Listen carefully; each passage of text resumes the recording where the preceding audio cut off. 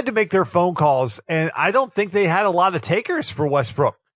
A lot of teams didn't have the cap for him, and a lot of teams don't have the infrastructure to just add a guy like a Westbrook in. Nobody that wants to win a title wants Westbrook. Yeah, I mean, the Rockets were in a position where it was, and James Harden can say whatever he wanted to say. There was enough stories out there that it might have been overblown, but there was some kind of friction between him and Chris Paul. There's video of it. There was talk of it, the blow up in the locker room after Game 6. They might have been able to patch stuff up, but you know as well as I do, when they got into the season, they got into the grind, that thing was going to come unglued. It wasn't going to work. No. So for Houston, they get younger. They get a more dominant playmaker. They get a guy that seems to get along with Harden well from their time in OKC. So for them, it was just they were the one team that seemed to be able to absorb Westbrook and improve. For everybody else, it was just going to mess up their dynamics so bad. It's not worth the price tag plus the contract that he has as a guy in his 30s. So I think that was their issue. Yeah. But yeah, I think for the Thunder, they definitely want to flip Chris Paul, because unless it's just his team and he changes where he's not dealing with another superstar like he had to deal with Blake Griffin or James Harden or something like that, where he goes back to his Charlotte days where he seemed to be a guy that really was a joy to watch and to be around, where lately it doesn't seem like that at all. Then I think they got to get rid of him, because he's just going to be such a pain for all the younger guys. And do you really want your young core coming up with somebody like that in the locker room? That doesn't seem like it's going to work well for them. So Eric, let's swing it to the NFL here in segment 1. So we talked a little bit about this months ago when the story broke. There was not a lot of details on at the time, so there was not really much we could say about it. But another story where you start talking about where there's smoke, there's fire. That was the whole Tyreek Hill situation. He's away from the Chiefs, but the NFL comes out this week, and lo and behold, once again, the NFL all over the place in their disciplinary actions. No suspension for Tyreek Hill after all that chaos in the offseason. So, Eric, how shocked were you when you saw the news of no suspension? A little bit shocked for sure, but I have to admit, I have a friend, I've talked about him before, who is a huge, huge Chiefs fan. He seems to read everything possible from beat writers. He seems to follow everyone on Twitter that knows anything about the Chiefs. And he was actually telling me a couple of weeks ago that a lot of people did not believe that Tyreek Hill was going to get any suspension. So just hearing from him, not that he's an expert or anything, but just hearing from him how much rumblings were going on in the background from the Chiefs, that they were pretty confident that he wasn't going to miss any time. I wasn't really surprised when the news broke officially from the NFL. Now, with that being said, when we've had topics on this show, even talking about a guy like Zeke Elliott getting suspended and going back and forth in arbitration with the league and fighting it in a case where he wasn't actually criminally charged, and then a case like this where, again, Tyreek hasn't been criminally charged, but there is circumstantial evidence where there's a reasonable doubt as to how he treats his child or his girlfriend, you could sit there and say that the NFL has passed precedent for a suspension, even if it was a 2 or 4 game suspension. Now, I will say that because I disagreed on the Ezekiel Elliott suspension before and nothing happened in this case, I would have actually disagreed with this one had he been suspended for 4 or 6 games type of thing, because he hasn't been charged with anything. Yes, there is a bad look. There is a bad history with this guy. It seems like he has a little bit of a problem with this woman specifically. And the thing is, I think there was enough evidence that the police had that she is probably not very trustworthy. There's enough evidence from either text conversations or voicemails or otherwise where she may be blackmailing him. She may be putting him in a position where he's made to look bad. And so I think the league would have had a hard time suspending Tyreek Hill if there is no criminal charges and enough doubt on her character that he's actually guilty of anything. The whole problem is the fact that the NFL has set this precedent where they try to interject and involve themselves and do their own investigations. And sometimes they're going by what the police reports or the charges say. Other times they're acting without charges when there's not as much evidence and there's no consistency with them. I think that's probably, from a fan standpoint, all that I really want to see. Either you're just going to go by the letter of the law, and we're only going to charge people, or you're only going to suspend people who actually get charged by the police, or you're going to look at conduct that's detrimental to the league and you're going to hold people at a higher standard, especially if they have a history of this, either coming into the league or at some point when they're in the league. So I think that's from my standpoint. I just want them to find some kind of consistency. Sure. You can't suspend some and not others and use this precedent and that precedent and then continue to change it. Just figure it out, because this was a horrible look when this story came out, but the details continue to change. She has a recording. It looks like he's beating the son, and he's the one that breaks his arm, and he's punching him in the chest when he says no. And all this is going on. And then all of a sudden she changes the story. And it seemed like somebody got a hold of them to say, Tyreek is in a contract year. A week before this, there was talk that he could break the bank and get the most guaranteed money for a wide receiver. And you guys go out and do this and potentially ruin all this. And then it was like they got together and backtracked. And you know what, Eric? What no one talks about is the child. That's the whole problem. You have a child here that's multiple times has been hurt, has had a broken arm, and there's suspected that it could be from the parents that are doing this to him.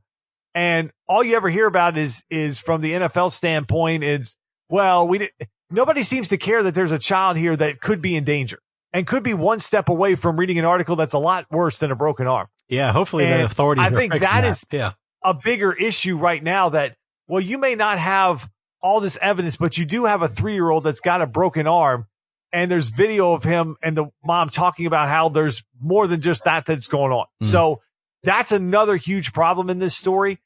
It's a lot of times like when you see a domestic battle that's out there, most of the time from a sports world and a media world, they get caught up on the suspension and all that goes into that. Very rarely do you hear about the actual victim. And now you have a victim that doesn't have a voice. I hope somebody is the voice for that child. Either somebody in the police department, somebody investigating, the chief step up and do something, someone, Eric, so that we're not next year or sometime soon reading a story that it's a lot worse than a broken arm. That's what I hope. I couldn't agree more. And I don't have much more to say on it that you haven't said, because I agree. I think the NFL really is inconsistent. I'm happy that he didn't get suspended, only for the fact that he's not charged. And I don't like the fact that we are sitting players and costing them income when we don't know whether or not they're even guilty of something. Now, outside of that, though, I think you're right. There's bigger things at play, whether women are being domestically abused or whether kids are being, abused as children. Those things outside of whatever's happening with the player need to be solved, and they need to be solved immediately. I would 100% agree with that. Well, another guy that we brought up there, Zeke Elliott, who's had his issues with the league and getting suspended. He's not very happy with his contract situation, Eric, at this point. And he's got years left on his deal, but he wants his contract renewed. And that's what's going to happen when you see what Todd Gurley got in terms of his money, what Le'Veon Bell got. But as we talked about, that happened with Todd Gurley last year, the whole issue with his knees and breaking down. And now the Rams are on the hook for all this guaranteed money. And the Cowboys don't seem to be any hurry in assigning Zeke to a big long-term deal. So is Zeke traveling outside the country? Is he going to camp? What in the world is going on in Dallas here, Eric, with Zeke Elliott?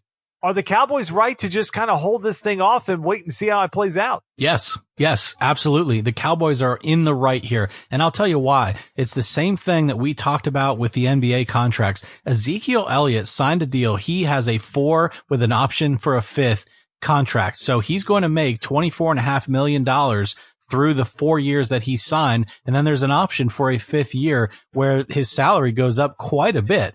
But here we are after 3 years of experience in the league.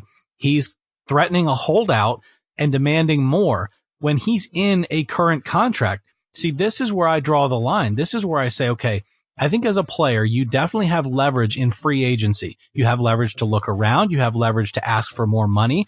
You have leverage to, have the opportunities that are afforded you in a free market society based on the job that you have. It's the same thing for us, although we don't have the same leverage points as we've said before, but he isn't a free agent. He is still under the current contract that he signed a couple of years ago. So this holdout business and everything else, if I'm the Cowboys, and look, we just talked about it, there is some character doubts with Ezekiel Elliott. So if I'm the Cowboys, I'm not rushing to the table with, wet pens and ready to sign a bunch of papers that say he's worth $100 million. No, I want to see you play the 4th year of your contract. And then halfway through the year, if you're going gangbusters and you look like you're going to have a 2,000-yard season, great. We'll have a conversation at that point. Maybe we can sign you to an extension and say, yeah, you're definitely part of this Dallas organization.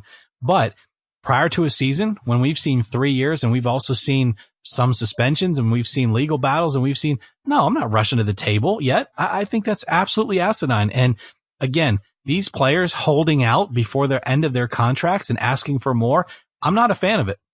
I think Zeke's watched too much NBA, Eric. I think he thinks that he's got the Kawhi Leonard leverage going on. He can just go out and ask for a new deal and he's going to get it. And the NFL just doesn't play that game. I mean, you saw what the Steelers did with Le'Veon Bell. They didn't crack and they just said, oh, all right, we just won't play you for an entire year. So yeah, and look what happened for them. They opened themselves up for more cap money. They let Le'Veon go.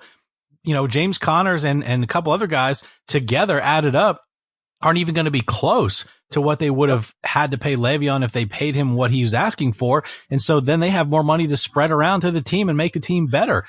It's not going to happen.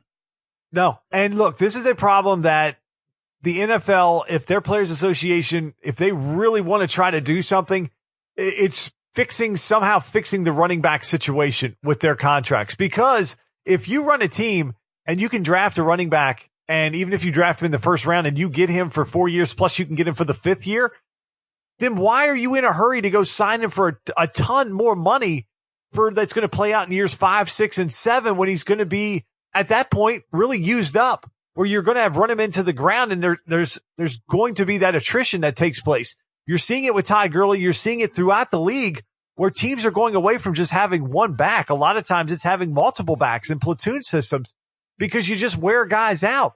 So no, if I'm Dallas, I'm not in a hurry to go spend 10, 12, 15% of my cap on a guy that who the hell knows what he's going to look like in year 5 and 6, especially as hard as they've been working him and using him.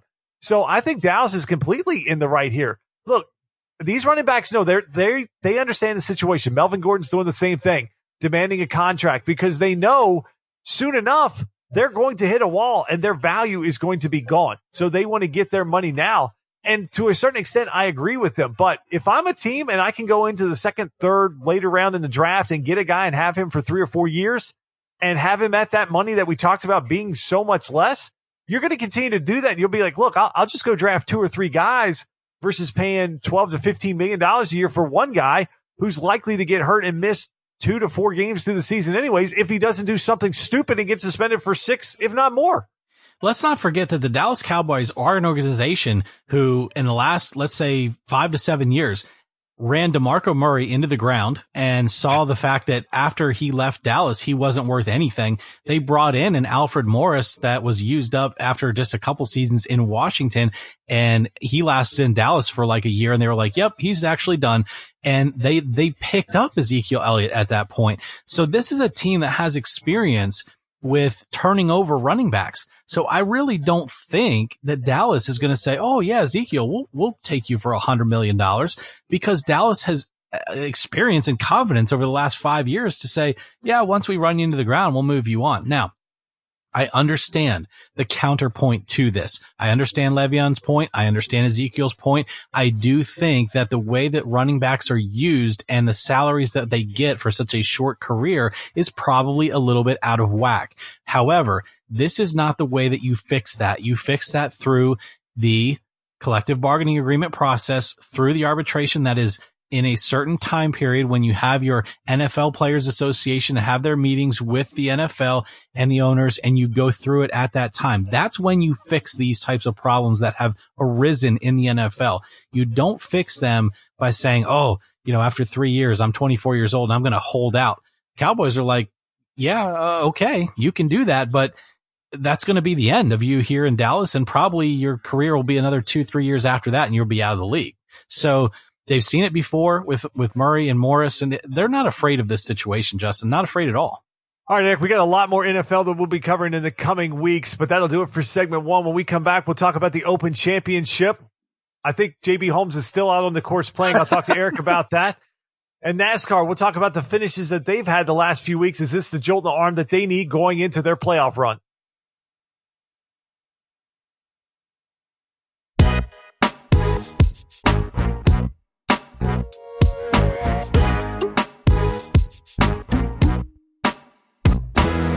All right, we're back. Let's talk a little Open Championship. Let's talk some golf now. Shane Lowry basically went wire to wire, Eric, to